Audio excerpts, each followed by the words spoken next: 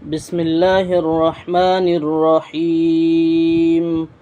لا تحلقوا رؤوسكم حتى يبلغ الهدي مهله فمن كان منكم مريضا أو به أذى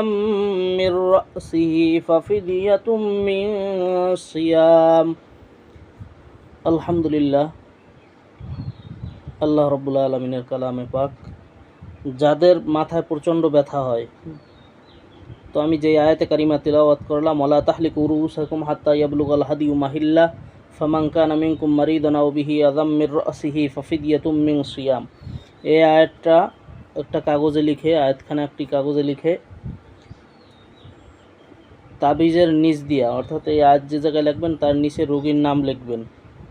মাঝখানে একটু কথা বলি যে আমার এই চ্যানেলটা অবশ্যই আপনারা সাবস্ক্রাইব করবেন, এবং যদি আপনাদের মনে নাও থাকতে পারে এই তদবির, এই জন্য শেয়ার করে নিজের টাইমলাইনে রাখবেন। তাবিজের নিচে রোগীর নাম এবং রোগীর বাবার নাম লিখে এই তাবিজ যদি মাথায় বেঁধে দেয়, আল্লাহর ফজলে অতি শীঘ্রই মাথা ব্যথা ভালো হয়ে যাবে ইনশাআল্লাহুল আজিজ।